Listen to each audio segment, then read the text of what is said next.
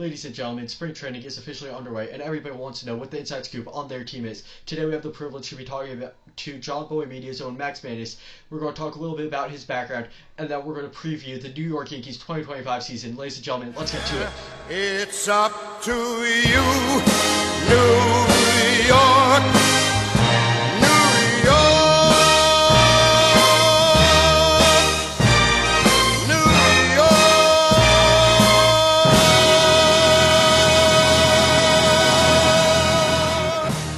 Max Mannis, thank you so much for coming on John Boy Media's own. And let's talk about that a little bit. Tell us, how did you get into the industry? How did you get your job set up at John Boy? And what do you do there? Yeah, thanks for having me. First off, I always like doing stuff like this, talking about my journey, baseball, Judaism, sports, whatever the people want. I'm always happy to talk. Yeah, so my journey is probably a little bit different than a lot of people who work in baseball media, but there's no like one way that everyone kind of does it, especially nowadays with, like content creators and everything. Everyone kind of has their own path. But my path was I started out writing about baseball when I was 11 years old in 2013 for Sports Illustrated Kids. I was covering, if anyone knows what SABR is, it's the Society for American Baseball Research. They do a whole bunch of conferences and conventions focused on baseball analytics and history and all the great things that we love about baseball. And I met their president at an event downtown and introduced myself. And I was obviously this like 11-year-old, just like baseball, nerd doesn't even do it justice, like nerd to the billionth degree. And I introduced myself and he said, "Oh, happens to be, we have a opening at SI Kids. Would you want to do that?" And I was like, "Yeah, tell me where to sign." So that was awesome. I did that for a while, started like a baseball stats type club at my high school. Knew Jimmy, John Boy, through Twitter, back to 2017 when he had like 100, 200 followers on Twitter and was just like a dude putting out Yankees GIFs and lineups and videos and stuff like that. And I was just like a 15-year-old kid on Twitter that just wanted to talk to people about baseball. And yeah, and it was really cool to see him kind of climb and climb. And he came and spoke to the high school club that I ran, which it actually ended up being that the day he came to speak was the day after all the Astros stuff broke. We had scheduled that date in advance, and he was obviously like on top of the baseball world when that stuff was happening. So he like went and like did like the Michael K show and then came straight to us. So that Great was pretty. timing. Yeah, exactly.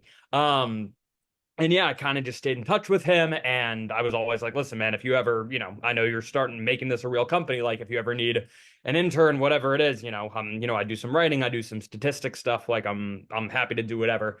I studied in Israel for 2 years. In the middle of my first year there, I reached out to him and I was like, "Hey, I'll be back in the city this summer. Just, circling back on an internship." And he was basically like, "Oh, we could use someone to start right now. You want to start now?" And I was like, "Sure." So I worked for him remote from Israel for like 4 months, 5 months, which do not recommend. It's not a fun experience. I was sleeping like 3 hours a night to wake up in the middle of the night to watch the Yankees, then go to class, then work for him, then nap in the afternoon. It was not a healthy lifestyle, but you got to do what you got to do to get your way in. And yeah, kind of since then, a couple of years ago, went full time and kind of just been doing a whole bunch of things in the company since then. That's sick. Like I understand that Israel thing because I was writing for sidelines. Well, I was in yeshiva, and it just didn't work. I just quit and like started my own thing on it. I started my own website and wasn't really going anywhere. And I was told I need to, in order to drive, I have to either kind of motivate with sports betting or promote it on social media. I didn't really want to get into the sports betting side, so I went with promoting it on social media.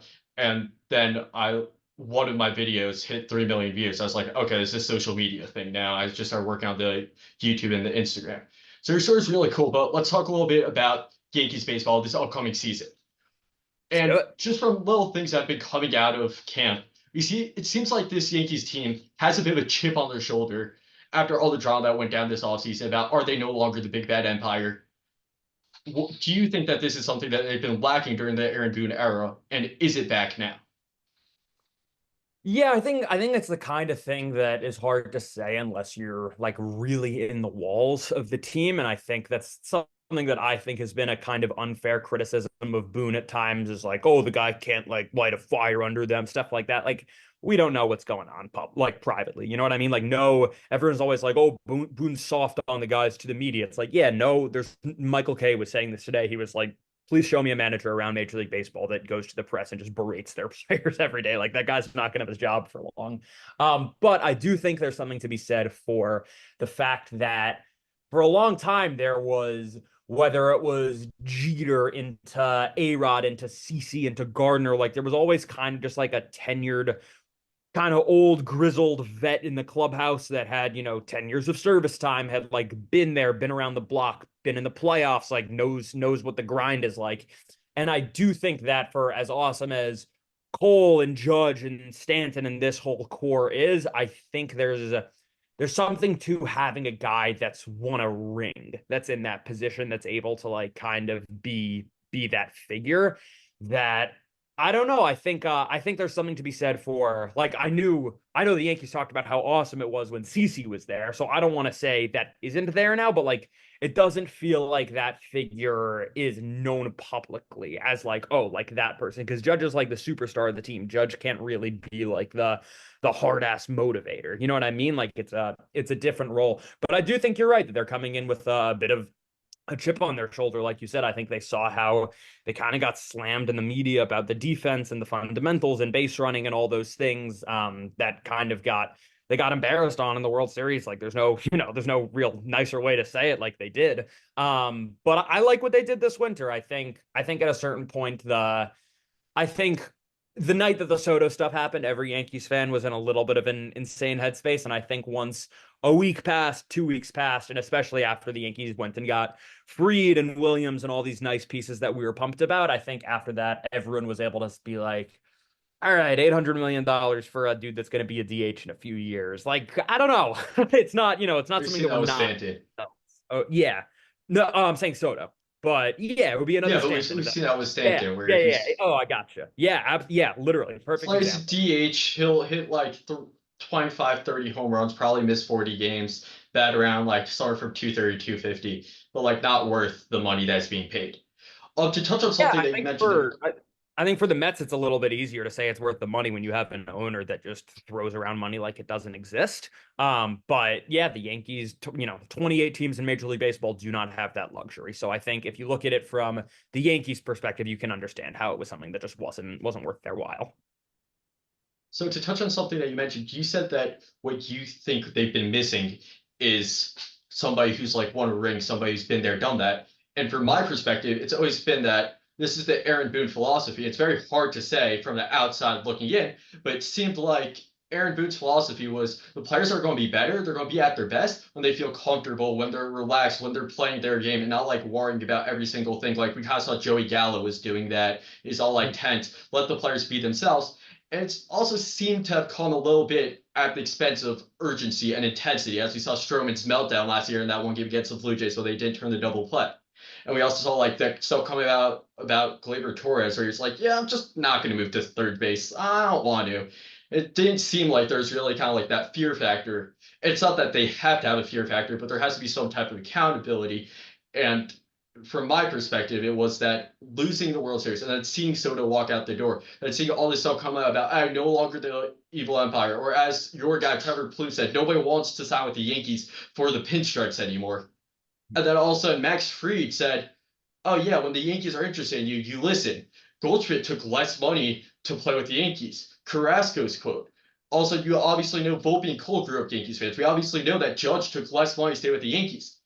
There's this kind of vibe inside the clubhouse, bringing back that urgency. Like, yeah, what happened last year, that was a shame. What happened in the last 15 years, embarrassment. We are the New York Yankees, and we're going to come back and prove that this year. Yeah, I think a couple things can be true at once. One, Boone kind of was said he said it before, and Cashman and all these guys have said it. Boone said it today again that he was like, if you don't think you're built for New York, whatever that means, like, cool, we don't really want you. Like if you like it is a certain type of player that excels in certain environments. And like you said, Gallo's the example that people use a lot of the time of like, yeah, there was clearly something there that it was just mentally, it just was not a good fit. At the same time, I think 96% of the time, guys are usually just going where they're getting the most money. Sure, maybe in the case of a Goldschmidt where it's a difference of a 12 or a 13 million. If you really want to be a Yankee, then maybe that'll be that. But I think at the end of the day, like if if the Miami Marlins offered Max Fried $240 million, I think he would have been going to Miami. But again, at the same time, I do think there is still something to be said for when there are Yankees players that clearly like being Yankees. Sometimes that's a little bit of lip service. Sometimes that's them kind of pandering to the fan base a little bit. But there are players that you can tell, like Volpe's a great example. Trevino's a great example. I think even a guy like Sevi that Was hadn't been in another organization for a long time, but when he was here, you could tell. Like Glaber had a little bit of it. That Glaber was doing like social media stuff, and he was very out there as like, yeah, I'm a Yankee. That I think when it becomes a question of like, will guys turn down more money elsewhere? I don't know that that's necessarily the best barometer. But there is still something to be said for like when guys are in the clubhouse and guys feel like, hey, I want to be a Yankee. This is something that I'm invested in. Like I remember John Boy saying this in the office a long time ago that he was like, Yankees fans want to love their players so much that he was like, I forget the example he used. I think it was like Ryan Mountcastle after he came off one of his like good years was, like a, kind of cementing himself at the time. It looked like he was going to be like a real piece of the Orioles young core. Like, he had built a respectable career for himself. And he was like, look at Ryan Mountcastle's Instagram followers and look at Clint Frazier's Instagram followers. And Clint Frazier was a bust. Point being, when you're in New York, sure, everyone talks about how the tough stuff is really hard, and yeah, if you struggle, the media is really going to give it to you after the game. Sure, but like, do you think Nestor Cortez and Jose Trevino would have been like, if they were like celebrities to Yankees fans? Like I hope they go crush it in the NL Central on each of their teams, but no matter how much those fan bases love them, I'm just not sure that there's as much of an allure and frankly like a financial thing. Like all these dudes, like Andrew Velasquez is at, like winter autograph signings, getting paid however much money to just go talk to fans because they remember him from his like fun 2 week stint on the 2021 Yankees. Like that doubleheader that's against the something Red that Sox there's was something to be said awesome. for them. Yeah. Yeah. Yeah. So you mentioned that you really liked what they did this offseason, and they really put emphasis on improving their fielding. But if we look at their 2024 season, out of the runs scored, 815 runs scored, only 33 were unearned. That's 4%. Out of the runs allowed, only 61 were unearned. That's 9%. Could it be that the fielding really doesn't matter as much as some people are making out to be, and they're just overreacting to, by coincidence, their worst fielding game in a few years was in Game 5 of the World Series? And I obviously, don't know. fielding I does have think importance, but could this be an overreaction?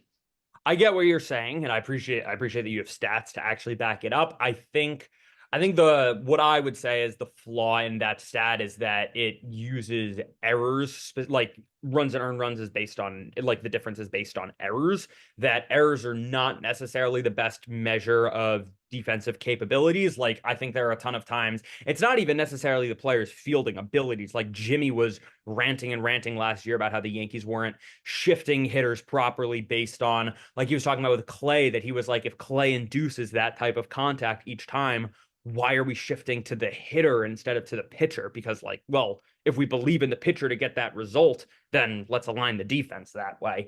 Um, but like, yes, you're right that in the fifth inning it happened to be errors specifically that haunted them. But in like World Series Game 1, for example, there were so many small fundamental things like there was the Soto throw into Glaber that one I do think got called an error. But there wasn't a difference in an earned run there because it was just an error on a runner advancing from second to third. But a lot of the stuff that the Dodgers were saying was like Jazz Chisholm was always standing in the wrong spot on cutoffs, and that prevented his ability to get the ball in faster. And we were able to take an extra base a lot on stuff like that. And Soto, like, I don't know how many plays he had that weren't necessarily called errors, but you look at that and you're like, hey, man, Judge gets to that ball, or Judge doesn't let that runner score from third on that fly ball. So there are things like that that I think don't necessarily show up specifically in the errors step, might show up in some other defensive metrics. And if you want to just use the good old eye test, which, analytics kind of frowns upon, but a lot of baseball fans, I don't know, any baseball fan that used their eyes last year to watch the Yankees, I think there were quite a few things, whether it was in right field, second base, even both corner infield spots for parts of the year. Like there were a lot of things that you looked at and you just were like no Yankees fan, they were the best team in the AL because everyone else kind of stunk. I don't think one conversation I had with a lot of friends of mine down the stretch in like September and October last year was I was like, it's cool that that it's looking like we have a good shot to go to the World Series and it's our best shot in the Judge era. But I was like, this doesn't really feel like our best team on the Judge era. Like if you had the 2019, 2020, whatever year you want to use, if you had 2019 them all probably was. stacked up on paper playing against each other, I don't think the 2024 Yankees were the best team of that crew. And I think a lot of that comes down to the fundamental stuff and the kind of the fit of each player on the team, like we were saying. So the way I thought might be a good way to put it is that pitching and hitting, that's what's going to win you games, but poor fielding will lose you games. Like it's not going to matter if the White Sox have bad fielding, they're not winning games to begin with. But you see, like in the game 1 and 5 of the World Series, bad fielding will be the difference of that guy rounding third, going from second to home on a single. So you have to have a good team. Pitching and hitting still has more importance, but fielding will lose you games, and you can't win a championship if you can't field. Yeah, I agree. And And I think we saw that kind of in the Yankees philosophy. Like one of the biggest debates of this offseason was Luis Rise. Was there were, half the fan base was like, this guy's the perfect leadoff hitter.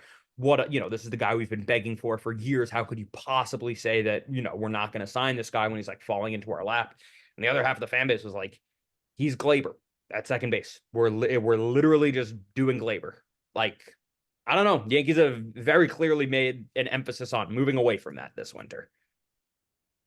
so you mentioned leadoff spot, and we heard Boone mention that he wants Dominguez eventually at the leadoff spot. So what would be a better philosophy? Just throw him in there right away because we know that he's going to have to adjust to the major league level. So if he's making an adjustment, you might as well have him adjust right into the leadoff spot. Or you could say, well, that's too big an adjustment, too much of a pressure for a young kid. Why don't we start him in the back end of the lineup? And that kind of scares me because then after a couple of months, he gets used to hitting seventh or eighth. He gets comfortable, and then you can't move him to the leadoff spot. You try to move him, and it doesn't work. Would it make more sense to just throw him in there right away? It's kind of we were talking about this in the office yesterday, 2 days ago, that it's kind of a new age philosophy Yankees thing it's like only recently have they started kind of trying to move young guys up in the lineup. Like Volpe being moved up to leadoff in like mid-April last year, I think it was.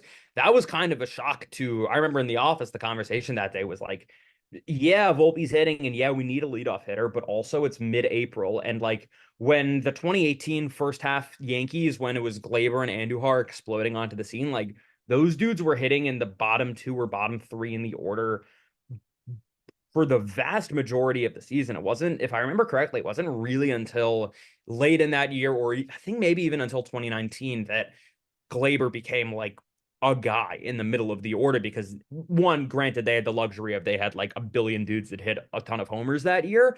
And hopefully we have that this year. We'll see.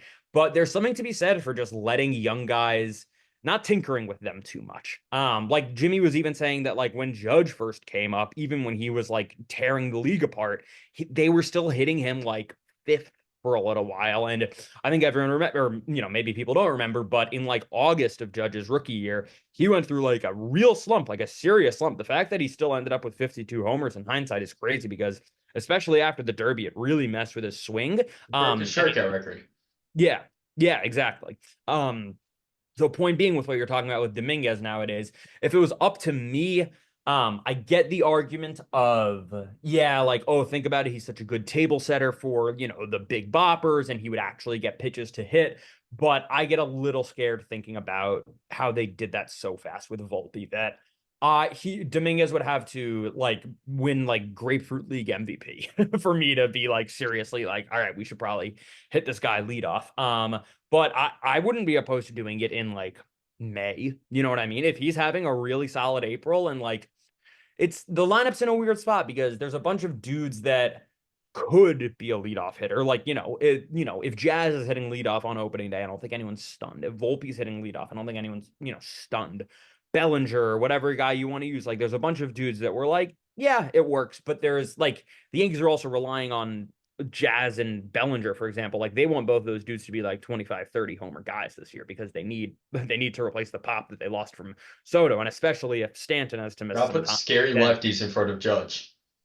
Yeah, I think that's the other thing is that Boone loves like lefty righty switching and balance in his lineup. So with I got scared hearing Judge say the other day that he wants to hit third because it seems like we've entered an era of Yankees baseball now where Judge, like when he got the big deal, it kind of came with this understanding of like Judge gets to call a lot of the shots in the organization now, and we saw that with them getting Verdugo, getting bringing back Rizzo a couple times, like even Jake talks about this all the time, like the fact that Clay Holmes had like a closer entrance, like even as he was like kind of teetering, and everyone in the fan base was like, "Hey, we should probably move this guy out of the closer role." Like all that kind of goes to show, like Judge clearly has a lot of input on these things. So, and if Judge hits third, they're not going to want to do two lefties ahead of him, which scares me into thinking they're going to go back to Volpe lead off and whichever lefty you want in the two hole. It makes the So, most sense to or go Dominguez lead off if you're going with Judge yeah, third.